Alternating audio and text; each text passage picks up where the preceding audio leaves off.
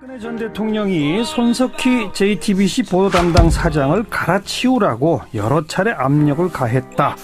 네, 홍석현 전 회장의 폭로였습니다. 지금 이게 일파만파 논란이 되고 있어요.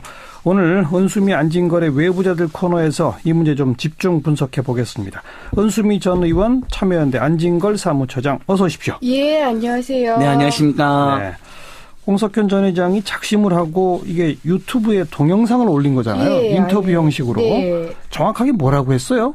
그러니까 이 보도에 나온 거는 우선 두 가지인데요. 하나는 이제 홍석현 사장이 구체적으로 전 회장이 구체적으로 외압을 받았다. 그것도 네. 대통령으로부터 직접. 그 외압은 두 번은 대통령으로 직접 왔다라는 거고요. 그러니까 저희가 받은 외압이 한 대여섯 번 되는데 그중에 대통령으로부터는 두 번이었다. 예, 이렇게 받았고 또 하나는 이제 또 다른 보도에 따르면 중앙일보나 이런 중앙 미디어 네트워크의 고위 관계자께서 이재용 전 부회장과 위재용 부회장과 그다음에 박근혜 전 대통령께서 2014년 2월에 독대를 했는데 2016년 2월. 2016년 2월에 독대를 했는데 그때 손석희 사장을 갈아치워라. 그리고 특히 그때가 필리버스터가 진행됐던 시점이었기 때문에 아마도 그 당시 필리버스터를 가지고 JTBC가 방영한 것에 대해서 불쾌감을 가지고 손석희 사장을 퇴고시켜라라고 했다라는 일종의 이제 그 고위 관계자의 입을 빈 보도 이 두 가지가 동시에 지금 나온 거죠. 그러니까 홍석현 전 회장이 박근혜 대통령으로부터 두 번 외압이 있었다라고 언급한 것 가운데 한 번이 이 이재용 부회장 독대 얘기인지 아닌지는 모르는 거죠. 그렇죠. 지금. 아직은 그건 분명하진 않은 거죠. 네. 다만 2016년 2월에 독대를 한 것은 이제 확인이 됐잖아요. 그렇죠. 이재용 회장을 여러 차례 이제 독대한 걸로 박근혜 전 대통령이. 근데 그때 이제 2월이라고 하면 시점이 불분명하지만 이제 필리버스터가 한참 있고 직후입니다. 우리 은수미 전 의원님께서 10시간 18분의 필리버스터로 우리나라 이제 최장 기록이고 한 일주일간 내내 화제가 됐던 그 필리버스터인데 그게 이제 JTBC가 굉장히 데스트별 했었거든요. 그러니까 불쾌했을 수 있죠. 그냥 그건 제가 이런 유추로도 가능합니다. 영화 광해나 변호인을 보고 불쾌해가지고 이거 누가 만들었냐. 그래서 이미경 쫓아냈잖아요. CJ. 이건 팩트이기 때문에 저희들이 이제는 이제 아마 홍석현 전 회장도 지금 이제는 말할 수 있다라고 유튜브에 올린 것 같은데 우리도 이제 이 방송에서 예전에는 그런 설이 따로 조심스러웠잖아요. 차마 말 못하거나. 근데 그건 팩트니까. 근데 또 하나 유출할 수 있는 게 이정현 전 홍보수석 같은 경우도 마구 MBC나 KBS에 전화한 것들이 사실로 밝혀지지 않았습니까?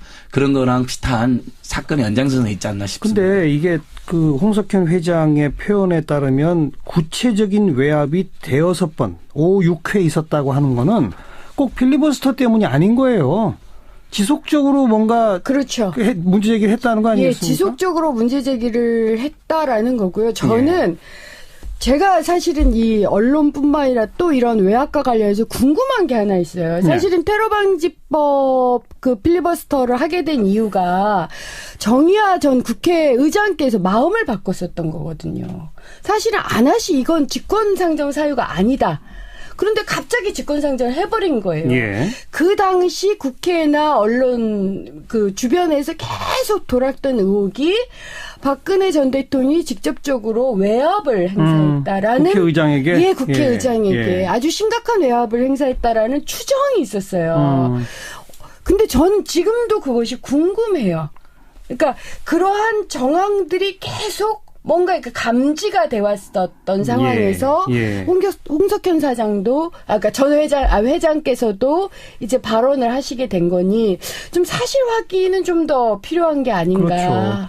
언론사 사주가 이 대통령으로부터 외압을 받았다고 공개적으로 밝힌 게 이번에 처음이고 그렇죠. 그 인터뷰 형식의 이 동영상에서도 언론을 경영하는 입장에서 또 개인적으로 정치적 사건에 연루돼서 고초를 치렀던 입장에서 위협을 느낀 건 사실이었다.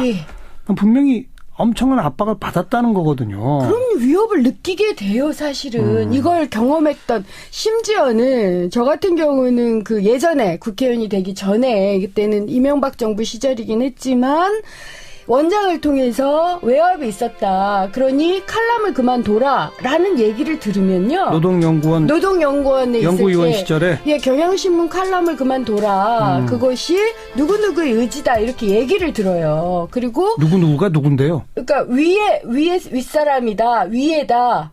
BH입니다. 처음에 BH. 보통 네, 그렇죠. 누구누구다 이렇게 BH다 이런 얘기를 들으면요. 실제로 위협을 받고 그렇죠. 심지어 거기에 몇 가지가 덧붙여져요.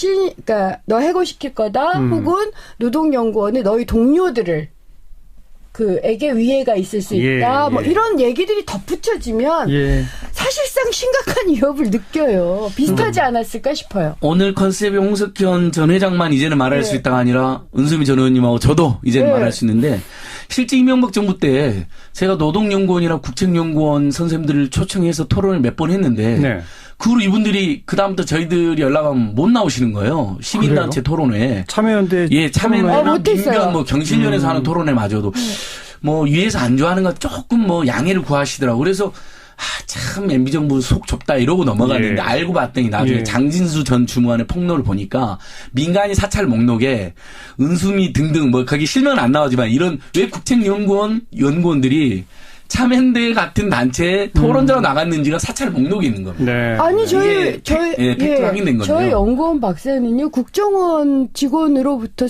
그러니까 이 뭐랄까 이게 왜 정황에 대한 그걸 뭐라 그러죠? 사직서 말고 진술서? 그걸 경위서 제출을 요구 받았어요. 그러니까 국책연구원이든 공공부문 같은 경우는 실제로 경위서를 써야 돼요. 여기가 그나마 민간 부분이니까 홍석현 회장이 마음을 먹고 나 이거 못하겠다라고 버틴 건데요. 다른 부분은 안 그렇다는 거죠. 실제 그리고 세계일보 사장도 그렇죠. 정윤회 문건 보도 이후에 자신이 쫓겨난 거다라고 주장하지 않았습니까? 네, 그때 그렇게 주장을 했죠. 그것 때문이다. 사실은 2014년 정윤회 문건 폭로가 제대로 규명만 됐었다 하더라도 지금처럼 국정농단 사태가 일어나거나 이런 혼란이 벌어졌을 리는 없거든요. 근데 그걸 결국 못하게 한 거죠. 맞습니다. 당시 조 전 사장이 그렇게 압력을 받고 물러났다는 건 뭐 설이 파다했었고요. 그뿐만 아니라 그 과정에서 그 세계일보 기자들이 보도를 다 하지를 못했잖아요. 그래서 그 압력과 압박과 보도를 다 하지 못한 거에 대한 그런 여러 가지 일련의 과정에서 그 담당 기자분도 한 분 그만둔 걸로 알고 있습니다. 그러니까 이게 참 정권이 언론의 자유 또는 국민의 비판에 열려있지 않은 앞으로 어떤 정부 들어서도 저는 이건 약속했으면 좋겠어요. 그게 진보든 중도든 보수 정부든 국민의 비판에 대해서는 무조건 듣는 것으로 그걸로 괴롭히거나 해코지 하지 않는 것으로. 홍석현 전 회장께서 대통령이 2번이라고 했지만 나머지 5번이라고 했잖아요. 이것도 무서운 일입니다. 그러니까 누구한테서 어떻게 왔는지. 아까 제가 그래서 이정현 전 홍보수석이 KBS에 집에 전화한 것이 널리 알려졌었잖아요. 그런 것처럼 청와대 고위 관계자가 계속 전화해본다고 생각해보세요. 그것도 뭐 예를 들면 방송 문화 영역을 다루는 수석이라든지 이런 사람이 동원되면 방송국 경영하는 입장에서 언론사 경영 입장에서 여러 가지로 신경이 쓰이고 겁이 날 수밖에 없죠. 결국 그리고 우리가 더 이야기를 할 부분이, 이재용 회장이 안 먹힌다. 이재용 부회장이 홍석현 회장한테 압력이 안 먹힌다고 하니까 박근혜 전 대통령이 광고를 끊으라 그러면 이렇게 이야기했다잖아요. 그렇습니다. 그러니까 권력으로 몰아내거나 아니면 광고로 몰아내거나 돈으로 돈으로 몰아내거나 아니면 그리고 실제로 정보기관 동원해서 뒷조사하거나 이 세 가지를 동원하는 거거든요. 실제로 중앙미디어 네트워크 고위 관계자는 그 후에 삼성 광고가 또 끊어졌다는 거 아닙니까? 그러니까 JTBC는 0%, 중앙일보는 30%. 이렇게 그래서 전체 중앙미디어 네트워크 계열사는 기존과 비교해서 50%만 광고가 집행이 됐다는 거죠. 이거 굉장히 심각해요. 그렇죠. 이렇게 되면 임금이나 이런 걸 줄 수 없는 재정적 위기까지 되고요.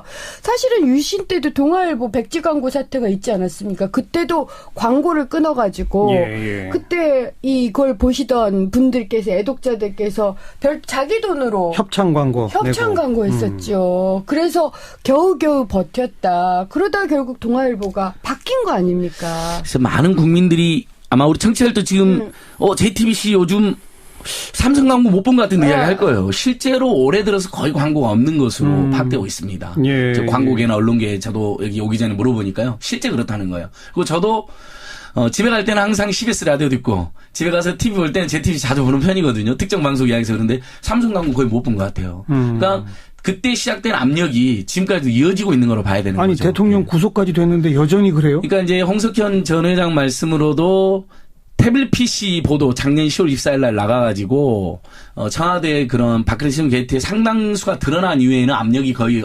잦아들긴 했는데 권력의 힘이 빠지니까 어쨌든 힘이 빠졌어도 그 아직 황교안 대행 체제가 있는 것이고 또 그런 그 박근혜 정권이 아직 남아 있는 거잖아요. 대선이 아직 안 끝났기 때문에 그 관성의 힘이 일부 작용한 거로 봐야 될 것 같습니다. 네. 아무래도 이제 좋은 정보로 정권 교체가 된 다음에 언론의 자유나 이런 치졸한 짓, 정보기관이나 돈으로 특정 민간 기업을 피를 말리는 일을 못하게 하는 관행이 완전히 정착되면 거기 따라서는 이제 예를 들면 광고가 되면 하는 거고 광고 안 되면 안 할 수도 있는 거잖아요.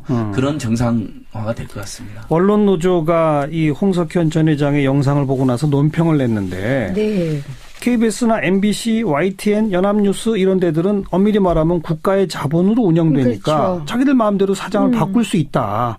근데 심지어 이렇게 민영 언론사에까지 대통령이 직접 그 뭐 사장을 바꿔라든지 뭐 이런 압력을 넣고 그게 안 통하면 광고를 끊어라라고 하는 또 압력을 넣고, 야, 이건 정말 어느 시절에 있던 얘기라고 봐야 될까요? 유신 시대라고 보고 사실은 이런 압력이 예를 들어서 언론계는 이렇지만 우리가 지금 예를 노동 쪽을 생각을 해보시면 노동 쪽은 법과 무관하게 가이드라인으로 다 했어요. 예. 그래서 공공부분 성과급이라든가 뭐 시운 해고라든가 이런 걸 실제로 지금 하고 있어요. 이게 멈춰지질 않았는데 그게 가이드라인으로. 이사회 승인만 합의만 되면 그냥 통과시키고 이 일하는 사람들의 의견을 받지 않아도 된다. 이런 얘기들이 그냥 돼버린 거잖아요. 그와 비슷한 게 아닌가. 이건 거의 뭐 유신 시대라고 봐야죠. 여기에 무슨 헌법이 있고 민주주의가 있겠습니까? 그냥 박근혜 전 대통령은 말씀이 계셨던 거죠. 예. 그러니까 CJ 이미경 전 부회장을 내쫓는 과정 정말 집요하고 무섭게 다그친 거거든요.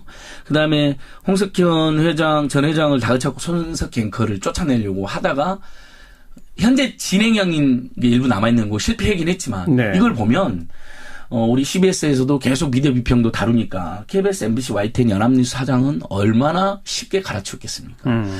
고난이 없고 고난남용으로 결국 처벌받을 수도 있는 짓도 함부로 하는데 사실 이정현 전 홍보수석도 언론노조라든지 심리적 고발하는 상태입니다. 아직 수사가 제대로 안 돼서 그런데요. 그런 것처럼 그러면 자기들의 권한으로 사실 그것도 남용한 거지만 어쨌든 국민 세금 들어가서 대통령 임명권이라든지 관련 권한이 있는 데는 얼마나 자기들에게 용비어천가마 하는 사장을 세워놨겠습니까? 그렇죠. 그래서 그렇죠. MB 박근혜 정부에서 언론 노동자의 기자님들이 거기 항의하다가 여전히 해직되어 있는 상태이고 정상화 안 돼 있는 상태인 그렇습니다. 거죠. 아무튼 이번 요 사안이 보통 우리가 이제 언론의 정치적 자유 이런 얘기 할 때는 정치 권력과 언론의 관계 이렇게 주목하잖아요.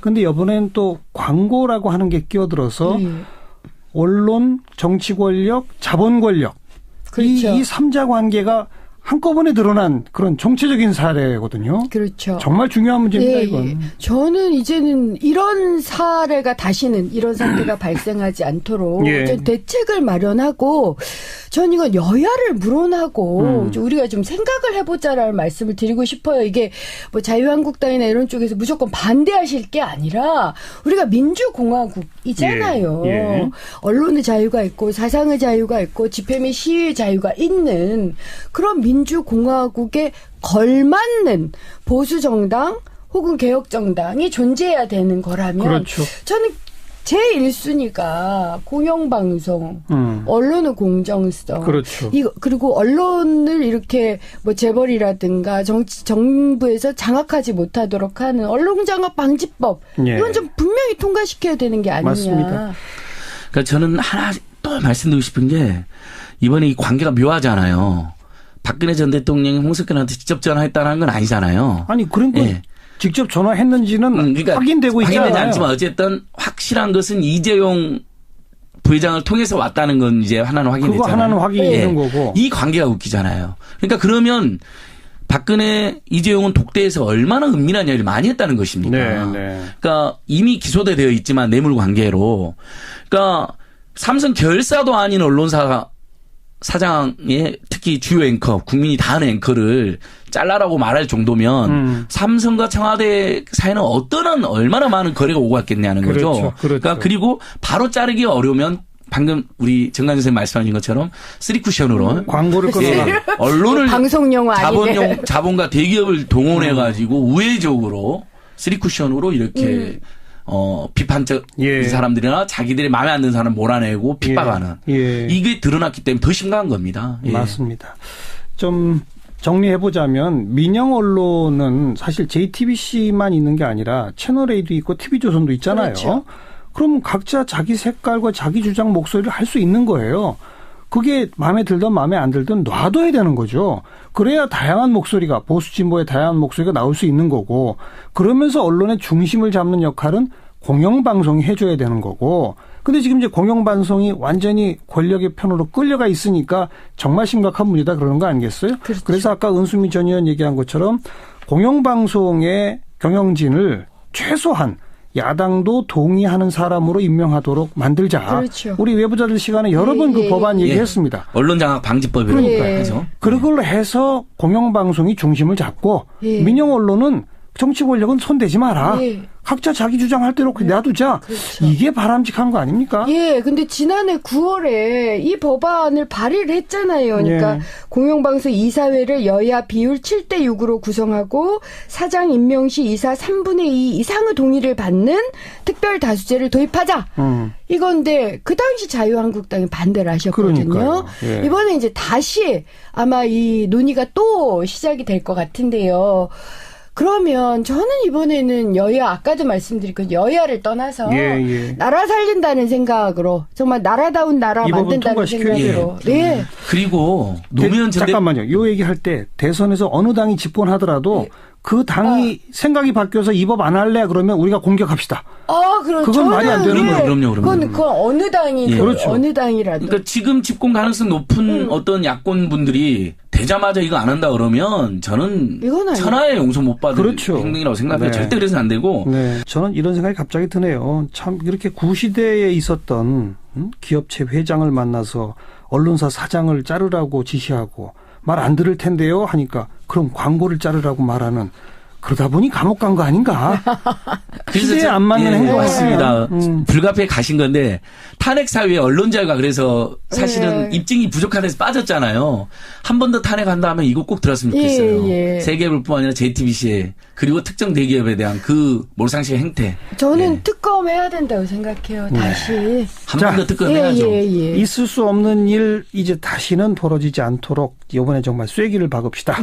이 정도로 정리합시다. 은수미 전 의원, 안진걸 사무처장 수고하셨습니다. 네, 고맙습니다.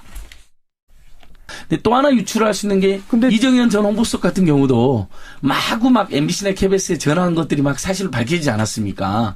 그런 거랑 비슷한 사건의 연장선에 있지 않나 싶습니다. 근데 이게 그 홍석현 회장의 표현에 따르면 구체적인 외압이 대여섯 번, 5, 6회 있었다고 하는 거는 꼭 필리버스터 때문이 아닌 거예요.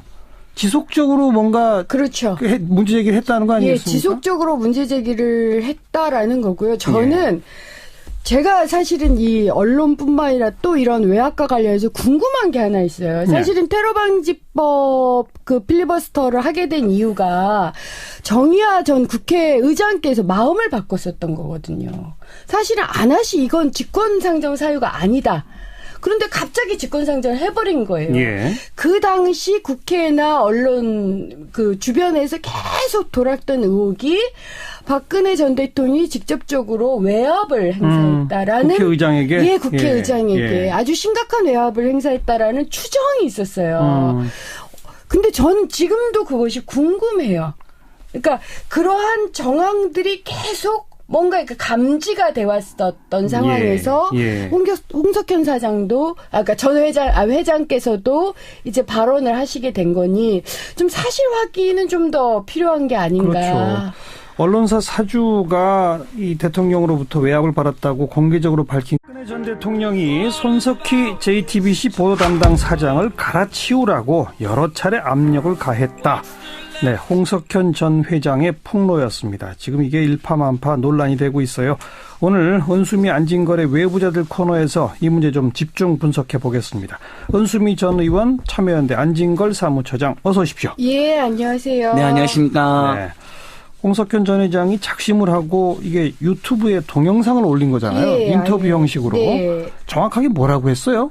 그러니까 이 보도에 나온 거는 우선 두 가지인데요. 하나는 이제 홍석현 사장이 구체적으로 전 회장이 구체적으로 외압을 받았다. 그것도 네. 대통령으로부터 직접 그 외압은 두 번은 대통령으로 직접 왔다라는 거고요. 그러니까 저희가 받은 외압이 한 대여섯 번 되는데 그중에 대통령으로부터는 두 번이었다. 예, 이렇게 받았고 또 하나는 이제 또 다른 보도에 따르면 중앙일보나 이런 중앙 미디어 네트워크의 고위 관계자께서 이재용 전 부회장과 위재용 부회장과 그다음에 박근혜 전 대통령께서 2014년 2월에 독대를 했는데 2016년 2월. 2016년 2월에 독대를 했는데 그때 손석희 사장을 갈아치워라. 그리고 특히 그때가 필리버스터. 이게 이번에 처음이고. 그렇죠. 그 인터뷰 형식의 이 동영상에서도 언론을 경영하는 입장에서 또 개인적으로 정치적 사건에 연루돼서 고초를 치렀던 입장에서 위협을 느낀 건 사실이었다. 네. 분명히 엄청난 압박을 받았다는 거거든요. 그럼 위협을 느끼게 돼요, 사실은. 이걸 경험했던, 심지어는 저 같은 경우는 그 예전에 국회의원이 되기 전에 그때는 이명박 정부 시절이긴 했지만 원장을 통해서 외압이 있었다. 그러니 칼럼을 그만둬라라는 얘기를 들으면요. 노동연구원에 연구위원 시절에 경향신문 칼럼을 그만둬라. 그것이 누구누구의 의지다. 이렇게 얘기를 들어요. 그리고 누구누구가 누군데요? 그러니까 윗사람이다. 위에다. BH입니다. 처음에 BH. 보통 그렇죠. 누구누구다 이렇게 BH다 이런 얘기를 들으면요. 실제로 위협을 받고 그렇죠. 심지어 거기에 몇 가지가 더 붙여져요. 그러니까 너 해고시킬 거다. 혹은 노동연구원에 너희 동료들을 그에게 위해가 있을 수 있다. 뭐 이런 얘기들이 덧붙여지면 사실상 심각한 위협을 느껴요. 비슷하지 않았을까 싶어요. 오늘 컨셉이 홍석현 전 회장만 이제는 말할 수 있다가 아니라 은수미 전 의원님하고 저도 이제는 말할 수 있는데 실제 이명박 정부 때 제가 노동연구원이랑 국책연구원 선생님들을 초청해서 토론을 몇 번 했는데 그 후로 이분들이 그다음부터 저희들이 연락하면 못 나오시는 거예요. 시민단체 토론회에. 참여가 진행됐던 시점이었기 때문에 아마도 그 당시 필리버스터를 가지고 JTBC가 방영한 것에 대해서 불쾌감을 가지고 손석희 사장을 퇴고시켜라라고 했다라는 일종의 이제 그 고위 관계자의 입을 빈 보도 이 두 가지가 동시에 지금 나온 거죠. 그러니까 홍석현 전 회장이 박근혜 대통령으로부터 두 번 외압이 있었다라고 언급한 것 가운데 한 번이 이 이재용 부회장 독대 얘기인지 아닌지는 모르는 거죠. 그렇죠. 지금. 아직은 그건 분명하진 않은 거죠. 다만 2016년 2월에 독대를 한 것은 이제 확인이 됐잖아요. 그렇죠. 이재용 회장을 여러 차례 이제 독대한 걸로 박근혜 전 대통령이. 근데 그때 이제 2월이라고 하면 시점이 불분명하지만 이제 필리버스터가 한참 있고 직후입니다. 우리 은수미 전 의원님께서 10시간 18분의 필리버스터로 우리나라 이제 최장 기록이고 한 일주일간 내내 화제가 됐던 그 필리버스터인데 그게 이제 JTBC가 굉장히 테스트표를 했었거든요. 그러니까 불쾌했을 수 있죠. 왜냐면 그건 제가 이런 유추로도 가능합니다. 영화 광해나 변호인을 보고 불쾌해가지고 이거 누가 만들었냐. 그래서 이미경 쫓아냈잖아요. CJ. 이건 팩트이기 때문에 저희들이 이제는 이제 아마 홍석현 전 회장도 지금 이제는 말할 수 있다라고 유튜브에 올린 것 같은데 우리도 이제 이 방송에서 예전에는 그런 설이 있다고 조심스러웠잖아요. 차마 말 못하거나. 근데 그건 팩트니까. 참여나 민변 경실련에서 하는 토론회마저도 위에서 안 좋아하는 거 조금 양해를 구하시더라고요. 그래서 참 MB 정부 속 좁다 이러고 넘어갔는데 알고 봤더니 나중에 장진수 전 주무관의 폭로를 보니까 민간인 사찰 목록에 은수미 등등 거기 실명은 안 나오지만 이런 왜 국책연구원 연구원들이 참여연대 같은 단체에 토론자로 나갔는지가 사찰 목록에 있는 겁니다. 네. 아니 저희 팩트 확인된 거죠. 저희 연구원 박사는요 국정원 직원으로부터 그러니까 이랄까 이게 왜 정황에 대한 그걸 뭐라 그러죠? 사직서 말고 진술서? 그걸 경위서 제출을 요구 받았어요. 예. 그러니까 국제연구원이든 공공부문 같은 경우는 실제로 경위서를 써야 돼요. 여기가 그나마 민간 부분이니까 홍석현 회장이 마음을 먹고 네. 나 이거 못하겠다라고 버틴 건데요.